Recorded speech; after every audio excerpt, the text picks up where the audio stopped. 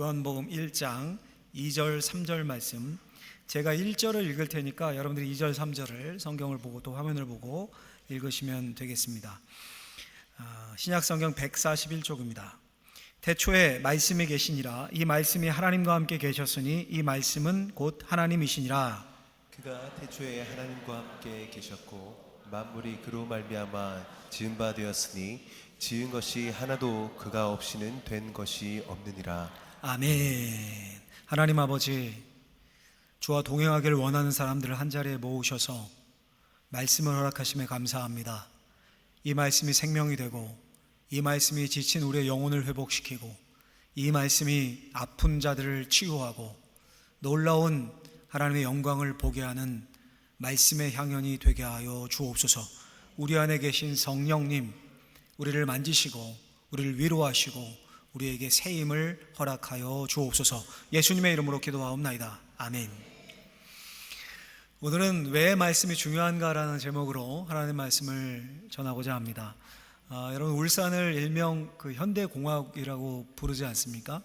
현대중공업, 현대자동차, 백화점도 현대, 또 지금은 아닌 것 같아요. 호텔도 현대, 현대예술관, 특히 우리 이제 동구에 들어오려면 아산로를 타는데 중간에 큰 입간판이 서 있죠. 이렇게 써 있습니다. 도전과 개척 정신으로 국가 발전에 헌신한 정주영 호 아산 회장의 뜻을 기립니다. 그리고 아산로는 현대자동차가 건설하였습니다. 이렇게 되어 있죠. 아마 어쩌면 이 중에는 살아생전 정주영 회장님 살아계실 때 함께 모시고 일했던 분도 계실 듯한데, 중공업에 일하고 일했던 분들 중에는 저는 정주영 회장님 우리나라 사람 모르는 사람 없지 않습니까? 근데 제일 먼저 떠오르는 게 전 현대가 아니라 92년도 대선입니다. 굉장히 오래된 일이죠. 30년도 넘은 일인데 놀랍게도 그때 대선에 나오셨어요. 기업의 회장님이. 많은 대통령 선거 중에 제게 제일 기억 남는 대선입니다. 왜냐하면 그때 제가 대학교 1학년이었거든요.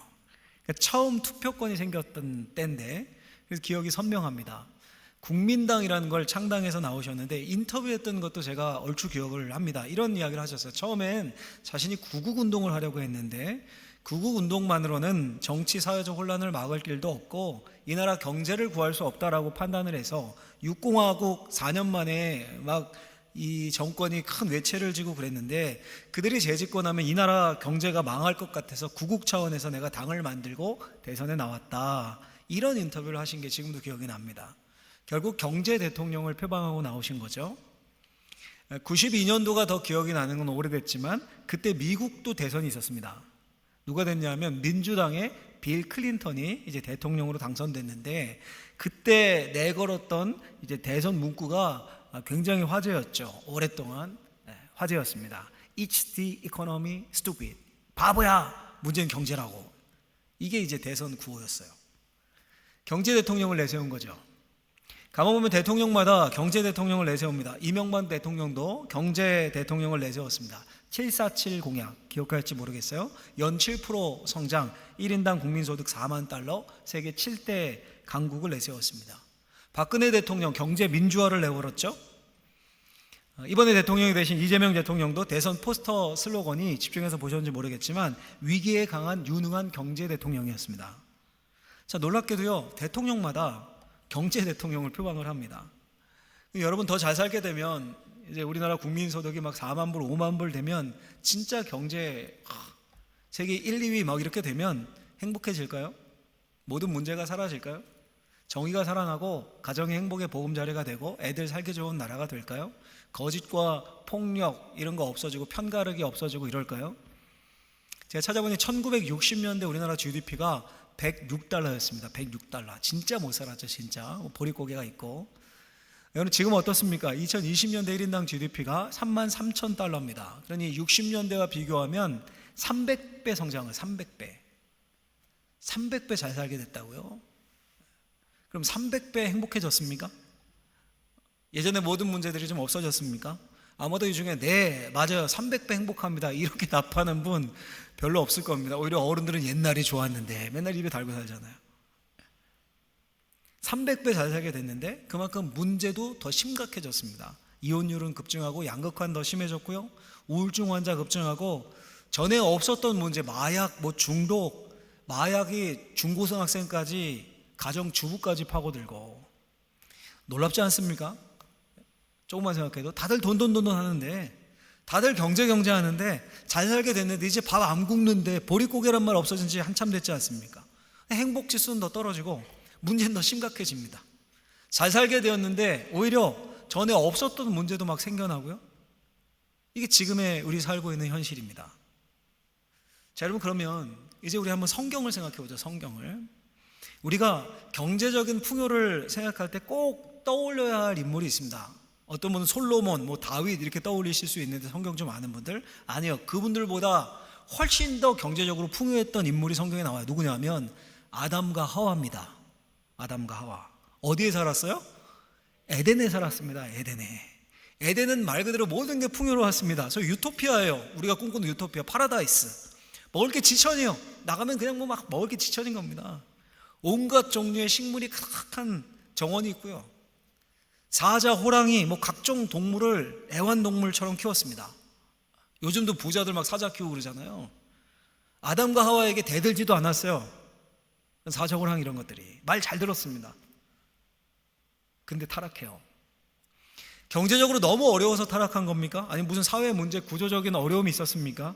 성경은 그 타락의 원인을 경제적, 구조적 이유로 찾지 않습니다. 딱 한 가지를 제시하는데 뭡니까? 그들이 하나님의 말씀을 버렸습니다. 하나님 명령하셨어요. 말씀하셨습니다. 창세기 2장에 보면 여호와 하나님이 그 사람에게 명하여 가라사대, 명령했다는 거죠. 말씀했다는 거죠. 동산나무의 실과는 내가 임의로 먹되 선악을 알게 하는 나무의 실과는 먹지 말라. 먹는 날에는 내가 정령 죽으리라.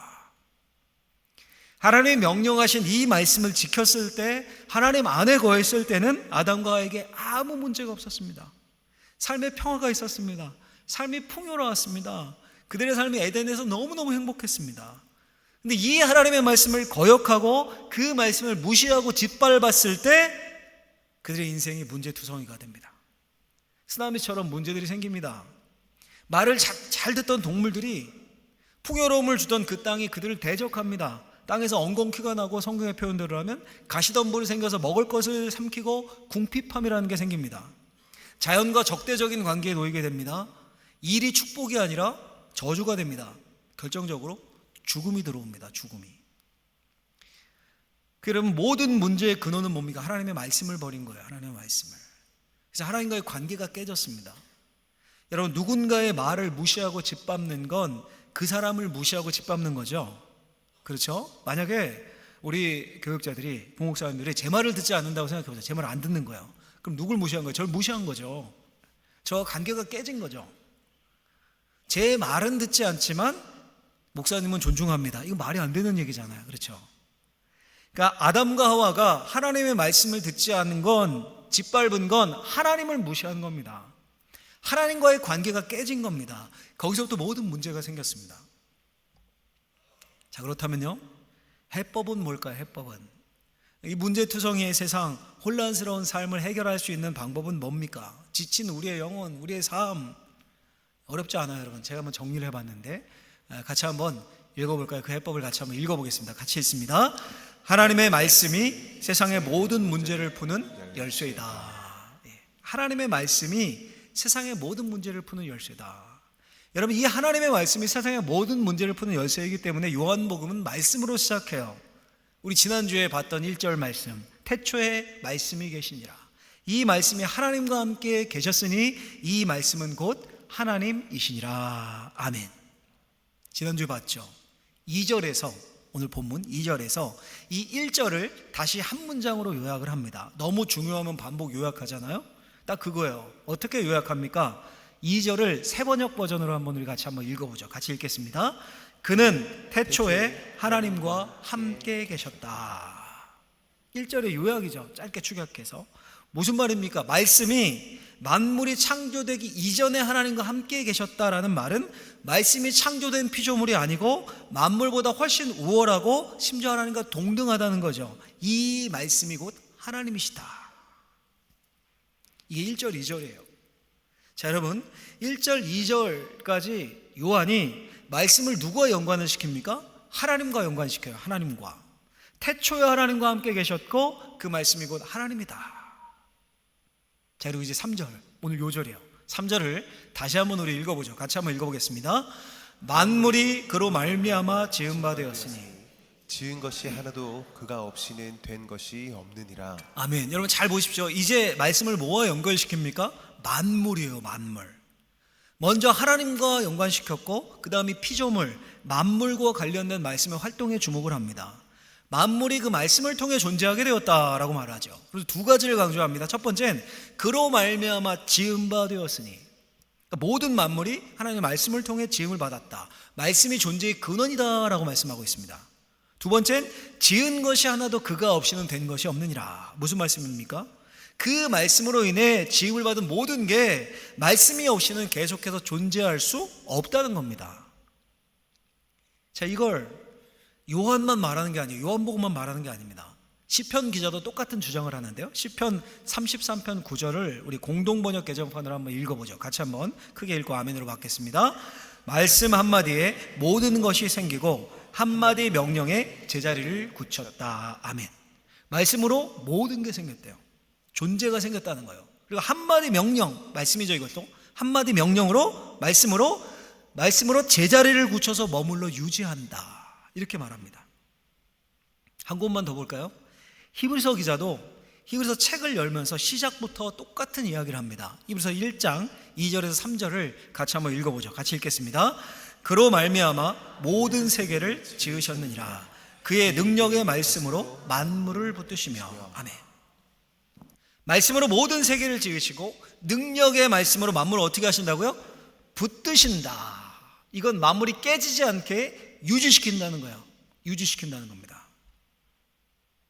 자, 여러분, 이 말씀으로 모든 걸 지으신 창조의 현장으로 우리가 한번 가보죠. 창세기 1장에서 창조의 현장. 하나님이 천지를 창조하시기 전에 땅이 혼돈하고 공허하고 흑암이 깊음이 있었다. 이런 표현이 나옵니다. 무슨 말입니까? 혼돈과 무질서가 가득했다. 소위 카오스였다는 거예요. 카오스. 이런 말 들어보시죠. 어지러움, 무질서, 카오스. 근데 그 혼돈 속에 말씀이 임합니다. 빛이 있으라. 그 순간 혼돈과 무질서가 사라집니다. 말씀으로 인해 만물이 지어집니다. 그 말씀으로 지어진 우주를 가리켜 뭐라고 부릅니까? 코스모스라고 부릅니다. 우리가 코스모스. 헬라어인데 우주를 가리키는 말이죠. 코스모스. 질서, 조화 이런 뜻입니다. 이처럼 만물이 하나님의 말씀으로 지어졌습니다. 하나님의 말씀으로 카오스, 혼돈, 무질서가 코스모스 질서로 바뀌었습니다. 그렇다면 하나님의 말씀이 만물의 사용 설명서가 되는 겁니다. 인간도 만물에 포함되니까 인간 삶의 사용 설명서 역시 하나님의 말씀입니다. 인간뿐입니까? 동물, 식물, 심지어 무생물 모든 종류의 관계와 질서까지 다 포함합니다. 하나님의 말씀이 사용 설명서가 돼요. 여러분, 어떤 존재든 어떤 관계든 어떤 상태든 문제가 생기면 말씀에서 이탈하기 때문이고 말씀을 무시하기 때문이고 말씀과 대립되기 때문입니다. 그렇게 모든 문제 해결책은 말씀으로 돌아가는 데 있습니다. 말씀이 모든 문제를 푸는 열쇠예요. 열쇠. 여러분, 예를 들어서요, 종교개혁이 일어나던 그 중세시대를 한번 생각을 해보죠. 우리가 중세시대에 와 있어요. 종교와 정치가 밀접하게 붙어 있었습니다. 모든 면이 부패했습니다. 예나 지금이나 돈이면 최고잖아요. 돈이 우상이 되어 있었습니다. 돈이. 돈. 경제, 돈. 돈을 받고 면죄부를 팔았습니다. 쉽게 말하면 돈 많이 내면 큰 죄도 용서받을 수 있다는 거예요. 우린 그 정도까지는 안 갔는데 그렇게 면죄부를 팔았다고요? 그러니까 죄의 용서가 부자는 큰 죄도 용서받을 수 있는 겁니다. 면죄부 사는 양에 비례했습니다. 성직도 매매의 대상이었습니다. 주교, 대주교 자리를 돈을 주고 사고 파는 일이 비일비재했습니다.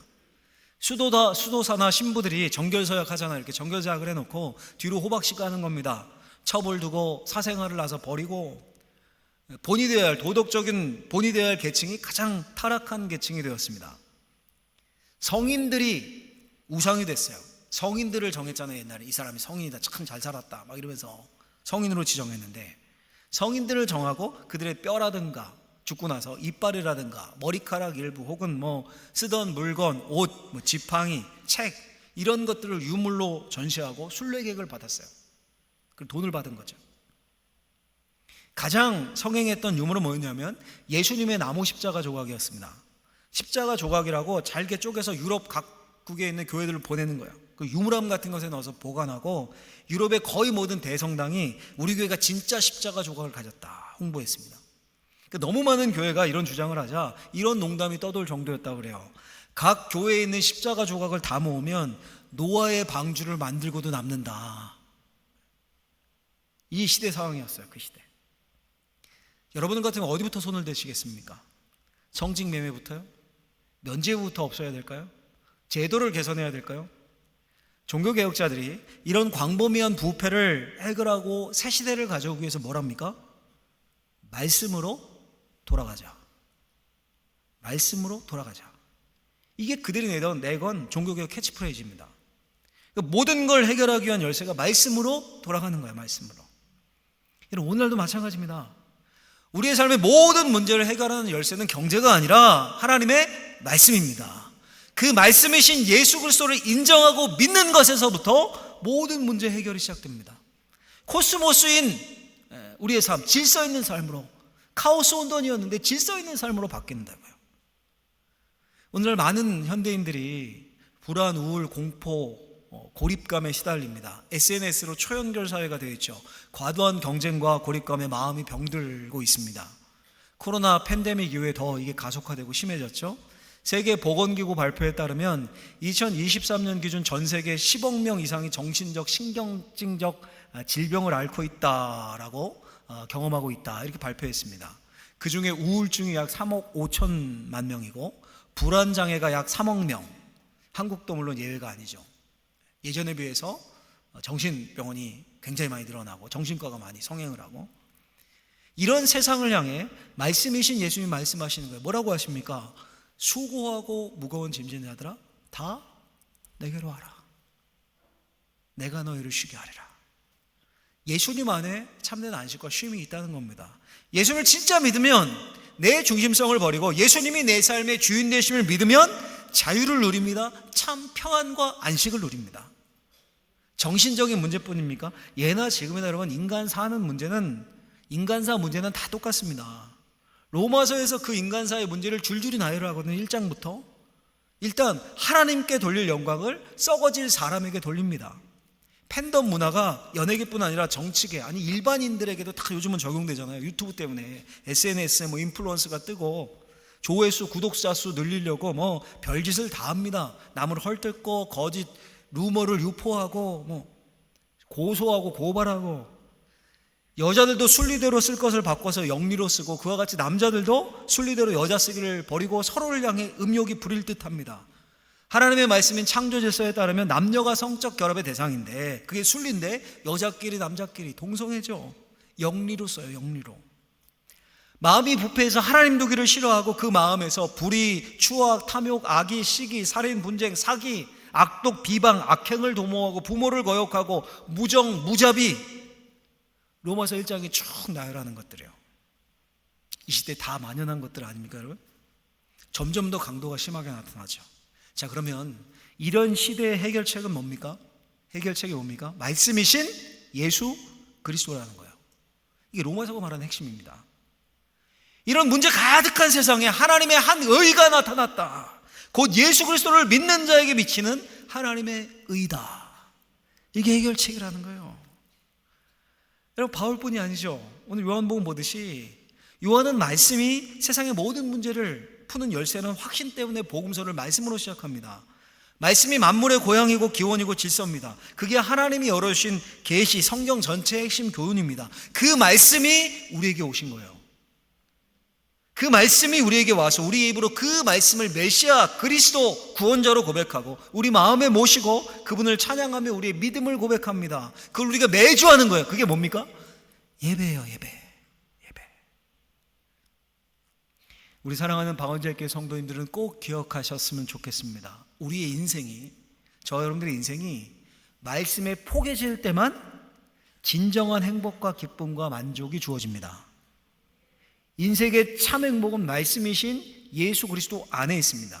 그분께 포개질 때만, 말씀이신 그분이 우리에게 오셨고 우리를 끝까지 사랑하시겠다고 약속하셨고 우리에게 살아갈 이유와 목적과 비전을 분명히 알려주시기 때문에 그분 안에 행복이 있습니다.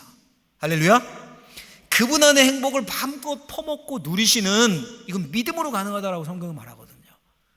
그는 저와 여러분들이 될 수 있기를 예수님의 이름으로 축원합니다. 축원합니다. 두 번째로요, 한 가지만 더 생각을 해보죠. 오늘 본문이 말하는 바 한 가지만 더 같이 한번 읽어보겠습니다. 말씀이신 예수님이 새 창조를 이루신다. 말씀이신 예수님이 뭘 이루신다고요, 여러분? 새 창조. 이 단어를 오늘 꼭 기억하십시오. 이 핵심이에요. 새 창조, 새 창조. 무슨 말일까요? 요한이 요한복음을 쓰면서부터 말씀을 지금 강조하고 있습니다. 지난주에 우리가 좀 살펴봤죠. 헬라어 원어 성경을 보면 이 말씀이란 원어의 단어가 로고스라고 가르쳐드렸죠. 로고스라는 단어가 쓰였습니다. 로고스는 1세기 그 옛날 당시 헬라, 그러니까 그리스 철학 용어였습니다. 철학 용어. 제가 대학교 대학원, 학부 대학원에서 철학을 전공했는데 그때 이제 신학을 하기 전이잖아요. 신학을 하기 전이어서 성경을 잘 몰랐습니다. 예나 지금이나 그 교회에서는 성경 통독을 강조하잖아요. 제 기억으로 중고등학교 때까지 한 두세 번 정도 통독을 했던 것 같아요. 성경 캠프도 간 적이 있어요. 막 4박 5일 동안 한 권 다 읽는 거예요. 막 어릴 때 가가지고 도망 나오려고 했는데 못 도망 나오고 다 읽었어요, 제가 이걸. 야. 그리고 이제 중고등학교 때 자꾸 읽으라고 하니까 이게 성경 읽기표 주잖아요, 교회에서. 읽는 거예요, 이렇게 3장 딱 짝대기 긋고. 나중에 내야 되니까 오늘 읽었음 표시하고, 때로는 시간 없으면 막 속독으로 쫙 막 빨리 읽고 읽었음. 그러니까 이제 제대로 안 읽은 거죠, 제대로. 그래서 성경을 잘 알 수가 없었겠죠.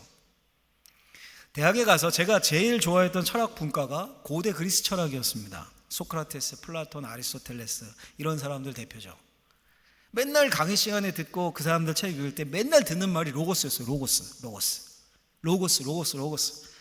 이성, 만물의 원리, 이치 이러면서 로고스. 근데 나중에 신학교에 간 거예요. 이제 신대원에 갔는데 요한복음을 배우는데 말씀이 로고스라는 거예요. 태초에 말씀이 계시니라. 헬라어를 공부하는데 이게 로고스예요. 깜짝 놀랐어요. 그냥 고대 철학 대학에서 공부를 얼마나 합니까? 그거 조금 주워들었던 저도 로고스라는 말을 이게 요한이 로고스라는 말을 쓰네? 깜짝 놀랐는데 2000년 전에 그리스 문화가 헬라 문화가 지배했던 당시는 어땠겠습니까? 지금 요한이 당시 누구나 알던 그 헬라 그리스 철학의 용어 로고스를 차용한 거예요. 써서 이성의 원리, 우주에 내재한 만물의 이치 등을 나타낼 때 썼던 로고스를 말씀이신 예수님을 가리키는 데 쓴 거예요. 학자들의 연구에 따르면 초기 기독교 문헌에서 예수님을 말씀 로고스로 부른 경우는 요한복음과 초대 교부 이그나티우스의 문서뿐이다라고 해요. 그러니 당시 사람들이 읽으면서 솔깃했겠죠. 로고스라고? 여러분, 이 로고스라는 말을 통해서 요한이 뭘 말하려고 하는 걸까요? 왜 이 로고스라는 말을 성령께서 요한에게 계시해 주셨을까요? 3절이 그 핵심이에요. 3절이. 다시 한번 3절을 다시 읽어보겠습니다. 같이 읽습니다. 만물이 그로 말미암아 지은 바 되었으니 지은 것이 하나도 그가 없이는 된 것이 없느니라. 아멘. 여러분, 만물이 그로 말미암아 지은 바 되었다. 지은 게 하나도 그가 없이 된 것이 없다. 뭘 얘기하는 겁니까 지금? 창조를 말하는 거잖아요 지금. 창조를. 그러니까 예수님이 이 땅에 오셔서 로고스이신 그분이 이 땅에 오셔서 하신 일이 새로운 창조임을 말하고 싶었습니다. 이게 핵심이에요. 그래서 태초로 거슬러 올라간 거예요. 하나님이 창조하셨던 것을 상기시킨 겁니다. 하나님이 말씀으로 창조하셨죠. 그 말씀이 곧 하나님입니다. 그 말씀이 예수님입니다. 로고스이신 예수님이 창조사역에 함께 했습니다. 그리고 그분이 인간의 몸을 입고 이 땅에 오셨습니다. 오셔서 뭘 하십니까? 역시 창조하신다는 거예요. 새 창조예요. 예수님이 새 시대를 가져오십니다. 새로운 가족 언약 백성을 창설하십니다. 새로운 계명을 주십니다. 새 계명을 너희에게 주노니 새로운 나라 하나님의 나라로 인도하십니다. 이 세상 질서와는 전혀 다른 작동을 하는 하나님의 나라.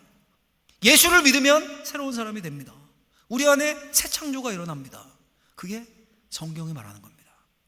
예수를 진짜 믿으면.